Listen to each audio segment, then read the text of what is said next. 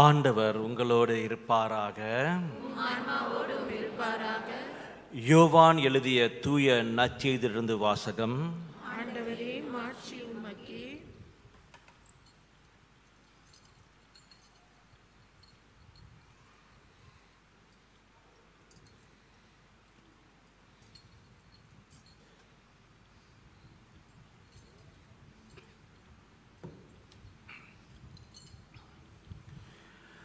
அக்காலத்தில் இயேசு தம் சீடரை நோக்கி கூறியது: நீங்கள் உள்ளம் கலங்க வேண்டாம்.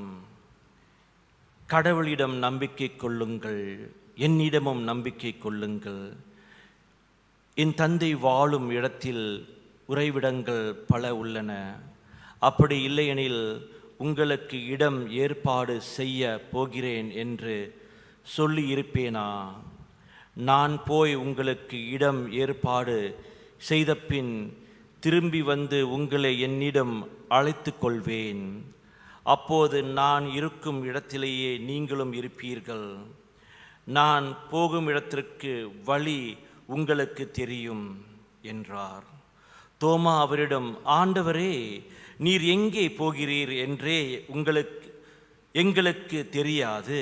அப்படி இருக்க நீர் போகும் இடத்துக்கான வழியை நாங்கள் எப்படி தெரிந்து கொள்ள இயலும் என்றார்.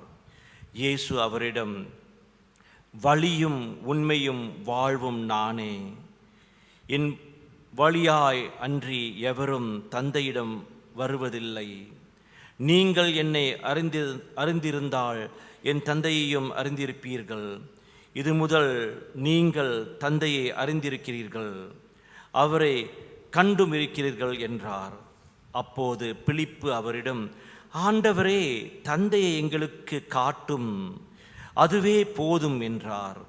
இயேசு அவரிடம் கூறியது: பிலிப்பே, எவ்வளவு காலம் நான் உங்களோடு இருந்தும் நீ என்னை அறிந்து கொள்ளவில்லையா? என்னை காண்பது தந்தையை காண்பது ஆகும்.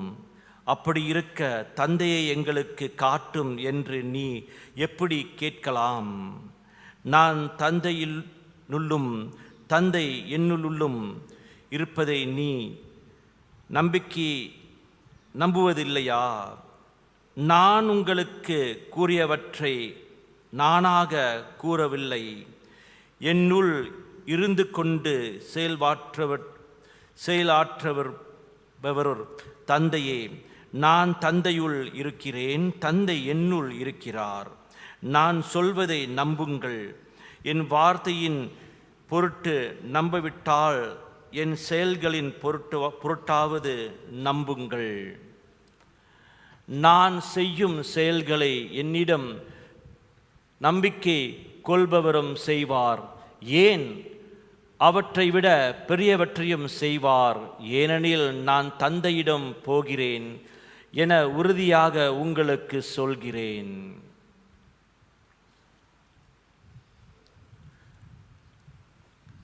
ஆண்டவரின் அருள்வாக்கு.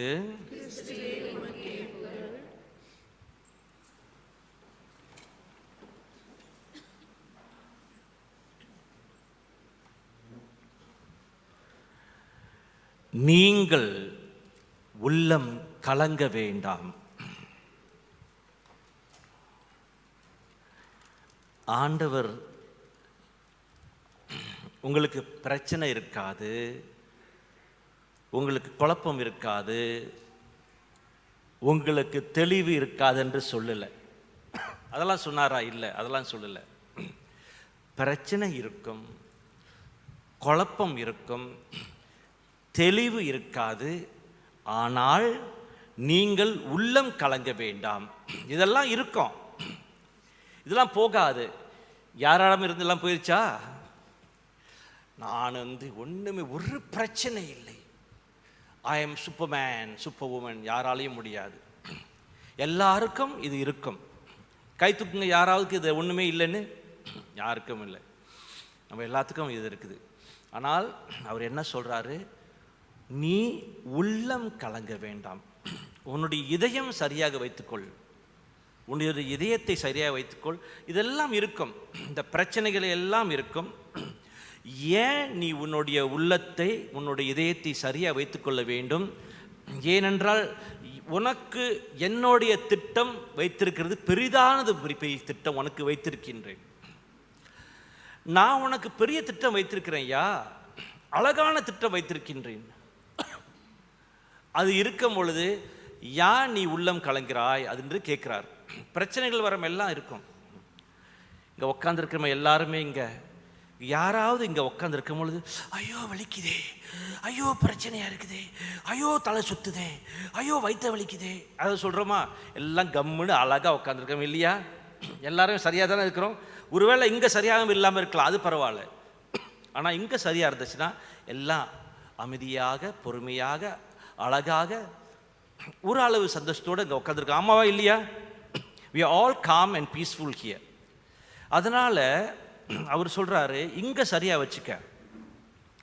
பிரச்சனை என்றால் என்ன என்றால், ஆலயத்திலேருந்து வெளியே போனோன்னு தான் பிரச்சனை. உள்ளுக்கு உட்காந்துருக்கும் போது கொஞ்சம் பரவாயில்ல, அமைதியாக, பொறுமையாக, சந்தோஷமாக செவிப்படுத்து எல்லாம் எல்லாம் உட்காந்துருக்குறோம். ஆனால் வெளியே போனோடனே இந்த உள்ளத்தை மறந்துடுறோம். இதை வச்சுக்கிட்டு தான் நிறைய பிரச்சனைகள் வச்சுருக்கிறோம். நம்மளுடைய ஐம்புலங்களை வைத்து கொண்டு நிறைய பிரச்சனைகளில் நம்ம குழப்பத்தில் இருக்கிறோம்.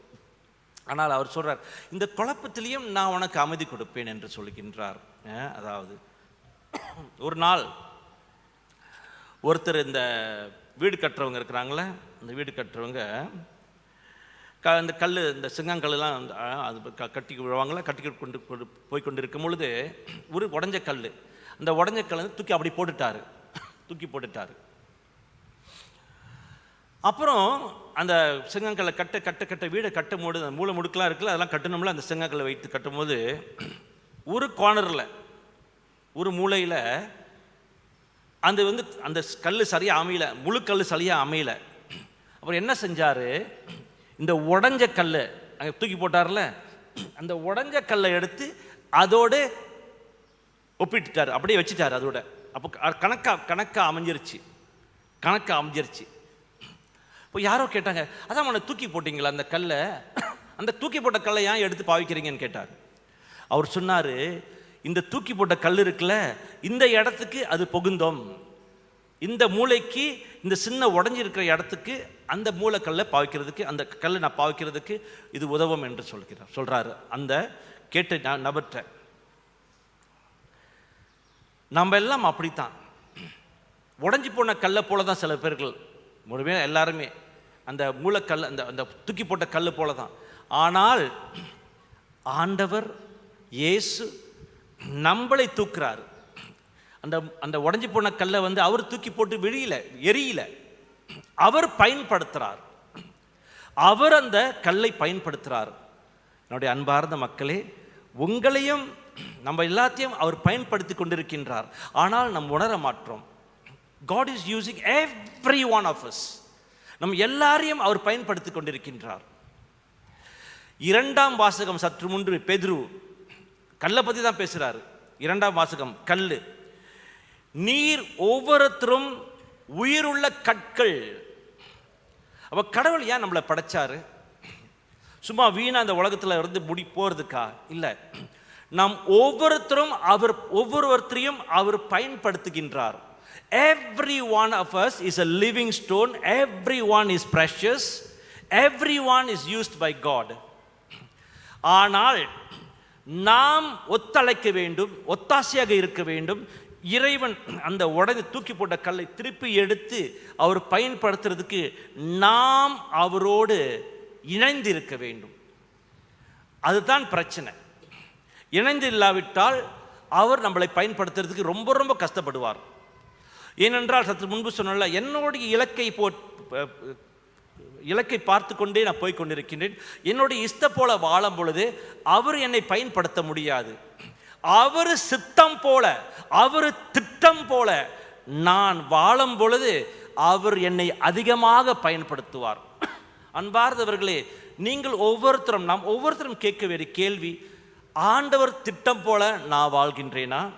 ஆண்டவர் சித்தம் போல நான் வாழ்கின்றேனா? ஆண்டவர் விருப்பம் போல நான் வாழ்கின்றேனா? அப்படி நீங்க வாழும் பொழுது உங்களை அவர் அதிகமாக பயன்படுத்துவார். கேள்வி என்னவென்றால், உங்களை பயன்படுத்துகிறாரா? Why some people are being used so much by God, some others he is not using? ஏன் சில பேர் ஆண்டவர் அவரோட சிறந்த கருவியாக பயன்படுத்துகின்றார், சில பேர் ஒரு அளவு பயன்படுத்துகின்றார், சில பேரை பயன்படுத்தவே மாற்றுகின்றார். அவர் அதை தேர்வு பண்ணல, அந்த தேர்வை நாம் ஒவ்வொருத்தரும் நாம் தேர்ந்து விட்டோம். He is not favorite, he is not having favorites. We have decided to live the way I live, so God is not using me. அவ்வளவுதான். என்னுடைய சித்தம், என்னுடைய திட்டம், என்னுடைய இலக்கை போல நான் வாழ்ந்தேன் என்றால் அவர் என்னை பயன்படுத்த மாட்டார். அவரோட சித்தம், அவருடைய இலக்கை, அவருடைய ஆசை போல, அவருடைய விருப்பம் போல நான் ஒவ்வொரு நாளும் வாழ்ந்தேன் என்றால் அவர் என்னை சிறந்த கருவியாக பயன்படுத்தி கொண்டிருப்பார். அதான் very simple. Life is very very simple. நானே அந்த வழி என்று சொல்லுகின்றார். வழியும் உண்மையும் வாழ்வும் நானே.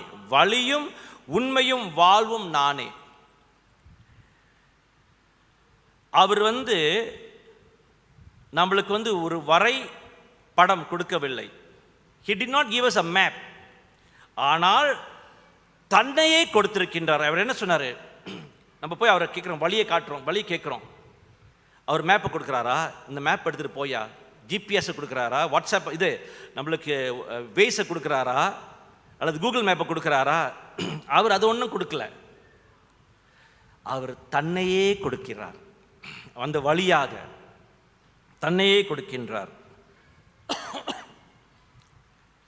பல தடவை நான் இந்த இடத்துல சில சமயத்தில் வேச வீடு மந்திரிக்கு கூப்பிடுவாங்க, அல்லது வேறு அலுவலுக்காக கூப்பிடுவாங்க, சில காரியத்துக்காக கூப்பிடுவாங்க மக்கள்.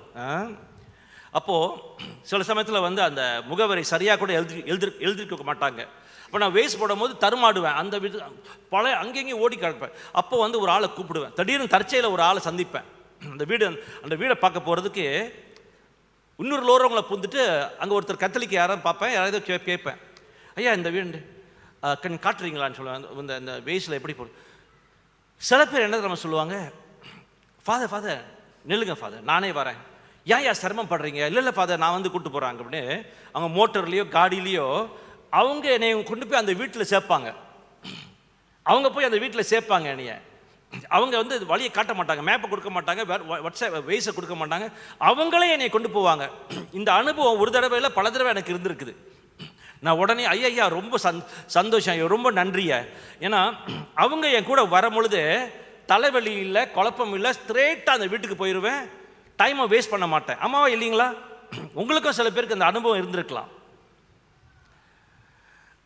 அவங்கள் எனக்கு மேப்பை காட்டல, அந்த வழியை காட்டல, அவங்களே என்னோட கூட வராங்க. அப்போ அவங்க யாரு? அவங்க எனக்கு ஒரு துணையாக இருக்கிறார்கள். அந்த நேரத்தில் அவங்க என்னுடைய துணை.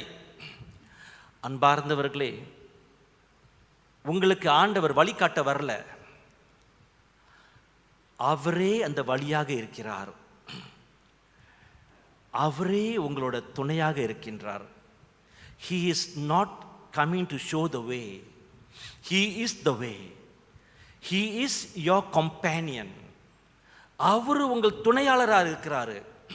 அப்போ ஒவ்வொரு நாளும் நாம் என்ன செய்ய வேண்டும்? அவரோட கையை கோர்த்துக்கிட்டு போக வேண்டும்.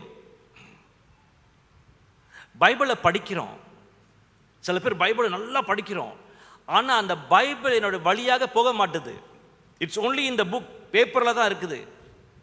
எப்போ அவர் என்னுடைய வாழ்க்கையில் இருக்கிறாரோ, தங்கி இருக்கிறாரோ, என்னுடைய வாழ்க்கையில் பல மாற்றங்கள் இருக்கும், பல மாற்றங்கள் இருக்கும்.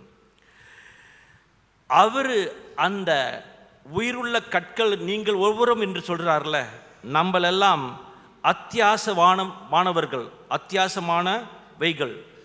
அவர் நம்மளை உயிருள்ள கற்களாக பார்க்கிறார். அப்போ அன்பார்ந்தவர்களே, நீங்கள் இறைவனோட சித்தத்தில், அவருடைய திட்டத்தில் ஒரு பெரிய பாகம் கொள்கின்றீர்கள். You have a big part in the plan of God. ஆனால் நான் வாழ்கிற வழி மூலமாக அவர் அந்த திட்டத்துக்கு உங்களை பயன்படுத்த முடியவில்லை. பாருங்க, அதனால ஆண்டவர் சொல்லியிருக்கிறார், இன்றைக்கு நீர் எங்கே எப்படி போய் கொண்டிருக்கின்றாய்? பிலிப்பும் தோமாவும் கேட்குறாங்க, ஆண்டவர் அந்த வழியை காட்டுங்க. நானே அந்த வழி. அப்போ அன்பார்ந்தவர்களே, ஒவ்வொரு நாளும் யாரோடு நம்ம போய் கொண்டிருக்கின்றோம்? நம்மளுடைய வாழ்க்கையில் யார் கையை கோர்த்து போய் கொண்டிருக்கின்றோம்? எப்படி வாழ்கின்றோம்? எந்த சிந்தனையில் இருக்கிறோம்? என்ன பார்வையோடு இருக்கின்றோம்? இது ரொம்ப ரொம்ப கவனம். ஏனென்றால் அவர் முதல்ல சொல்கிறார், நீங்கள் உள்ளம் கலங்க வேண்டாம். அப்போ நீங்கள் என்ன செய்ய வேண்டும்? அந்த ஸ்லைட்டை போடுங்கய்யா. யோவான் 14ஆம் அதிகாரம் 27 கொஞ்சம் படிப்போம், எல்லாருமே சத்தமாக படிப்போம். அமைதியை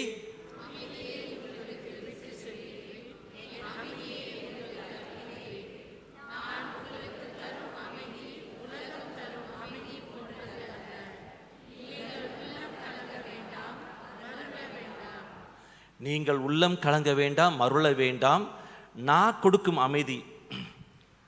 நீங்கள் எல்லாம் ஒரு கேள்வியை கேளுங்க, உங்களிடம் இந்த அமைதி இருக்குதா? உலகம் கொடுக்குற அமைதி இல்லை. புது காடி வாங்கிட்டேன், அந்த புது காடி எவ்வளோ நாளைக்கு சந்தோஷம் அமைதியாக இருக்கும், சந்தோஷமாக இருப்பேன், ஒரு வாரம் கூட போகாது. புது வீடு வாங்கிட்டேன், எவ்வளோ நாள் அந்த வீடு சந்தோஷமாக பராமரிப்பீங்க? கொஞ்ச நாள் தான். புது மனைவியை கட்டிக்கிட்டேன், புது கணவனை கட்டிக்கிட்டேன், அது எவ்வளோ நாள்? காலப்போக்கில் ஆரம்பத்தில் ஹாய் கூப்பிடும் போது ஹாய் டார்லிங், எஸ் டார்லிங், வரேன் டார்லிங்.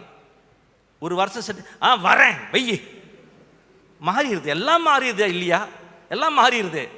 புது சட்டை எவ்வளோ கண்காணித்து பாய்ப்போம் புது சட்டையை, அப்புறம் அந்த சட்டை எங்கே போனால் அது போணுச்சு. இப்போ ஒவ்வொரு நாளும் புது கண்ணோட்டத்தில் புது பிணையாக பாருங்க. எல்லாமே அவர் just so beautiful because our God is a beautiful God. பாருங்க, அவர் சொல்றாரு, அமைதியை உங்களுக்கு விட்டு செல்கின்றேன். உலகம் கொடுக்க அமைதி அல்ல. நம்ம எல்லாம் அந்த உலகத்தை தான் நாடி ஓடிக்கிட்டு இருக்கிறோம். உலகத்தில் பார்க்குறோம். எவ்வளோ உழைக்கிறீங்க, அவ்வளோ உழைச்சும் அவ்வளோ காசு இருந்தும் அமைதி இல்லை சில பேருக்கு. அப்புறம் என்னமோ கோளாறு இருக்குதா இல்லையா? நிச்சயமாக கோளாறுகள் இருக்குது. ஏனென்றால் நான் இணைக்கிற இணைப்பு இயேசு அல்ல. நான் இணைக்கிற இணைப்பு என்னுடைய பொக்கிஷங்கள், என்னுடைய பொருளாதார தேவைகள், என்னுடைய காசு பணம், என்னுடைய பொண்ணும் பொருளும், அவ்வளோதான். இதெல்லாம் அவசியம். ஆனால் இதெல்லாம் வந்து அத்தியாசவாசம் இல்லை. சொன்னேன் சற்று முன் இந்த வார்த்தை வர மாட்டுது. These are all may be important but not essential. அது இல்லாமல் நான் வாழலாம், ஆனால் இயேசு இல்லாமல் வாழ முடியாது. ஏனென்றால் அவர் தான் எனக்கு அந்த உயிர் கொடுக்குற இறைவன். ஸோ அதை கொஞ்சம் கவனித்து கொண்டாடுவோம். அன்பார்ந்தவர்களே, எந்த அமைதியை நான் தேடி போகின்றேன்? சில பேர் பார்த்தீங்களா, ஹவாய்க்கு போவோம், கேமரன் ஐலாண்ட்ஸ்க்கு போவோம், பினாங்க்கு போவோம், பாலிக்கு போயிட்டு ஹாலிடே போயிட்டு வருவோம். ஹாலிடே போயிட்டு வந்தோடனே ஐயோ, ஹாலிடே மட்டும் அங்கே நல்லா இருக்கிறோம் கொஞ்ச நேரம். Every day is beautiful. I no need to go for a holiday to be peaceful. நான் விடுமுறைக்கு போயிட்டு அங்கே போயிட்டு தான் வந்து அமைதியாக இருந்துட்டு இங்கே வந்து குழப்பத்தோடு இருப்பேன். Every day I'm enjoying my life. Holiday வந்து ஒரு சின்ன ஓய்வு தான். அது வந்து எனக்கு இன்பமும் சந்தோஷம் கொடுக்குற இடம் அல்ல. இன்பமும் சந்தோஷமும் கொடுக்குற இடம் இங்கே. அது என் ரூமில் காணலாம், அது வந்து கேண்டீனில் பார்க்கலாம், எங்கே வேணாலும் செய்யலாம், பிரச்சனை இல்லை. ஸோ அதுக்கு அந்த நோக்கத்தோடு வாங்க அன்பார்ந்தவர்களே. ஹாலிடே வந்து ஒரு ஓய்வுக்கு போகிறது, அவ்வளோதான். ஹாலிடே போய் இன்பம் காண முடியாது. ஏன்னால் அங்கே இன்பம் காணுது, இங்கே வந்து வேதனையோடு இருக்கிறது. அது என்ன ஹாலிடேவா? அடுத்த ஸ்லைடு பார்ப்போமா? யோவான் 16ஆம் அதிகாரம் 32 33 படிப்போம். என் வழியாய்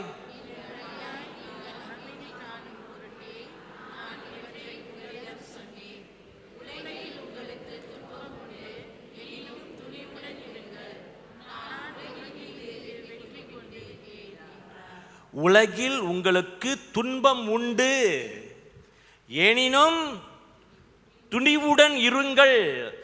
ஏன் நீங்க துணிவுடன் இருக்கணும் என்றால், நான் உங்களோடு இருக்கின்றேன். ஆமேன் சொல்லுங்க. ஆமேன், ஆமேன். நான், oh my God, he is with you la. Do not be afraid. கலங்காத, நான் உன்னோடு இருக்கின்றேன். யார் உன்னை விட்டு போனாலும் சரி, யார் என்ன சொன்னாலும் சரி, நான் உனக்கு பக்க பலமாக இருக்கின்றேன். I am the power, I am the reason Lord, I am your strength, I am your shield, I am your armor. அப்படி இருக்கணும். நான் உலகின் மீது வெற்றி கொண்டு விட்டேன். I have win the world. இந்த உலகம் வெற்றி கொடுக்காது, இயேசு தான் வெற்றி கொடுப்பார். அன்பார்ந்தவர்களே, இந்த நம்பிக்கையோடு நாம் தொடர்ந்து மனம் கலங்காமல் அந்த வலிமையும் சக்தியும் அவரிடம் பெற்றுக்கொண்டு நம் வாழ்க்கையை நடத்துவோம். நிறைய பேர் இன்னும் சம்பாதிக்கணும்னு போகிறாங்க. அதிகமாக சம்பாதிக்கிறீங்களா, அதிகமாக பயம் வந்துடும், அதிகமாக பேராசை வந்துடும். அதனால் ஆண்டவரை சேர்த்துக்கொள்ளுங்கள். அதிகமாக அமைதி வரும், அதிகமாக மகிழ்ச்சி வரும், அதிகமாக சந்தோஷமும் இருக்கும். ஆமென்.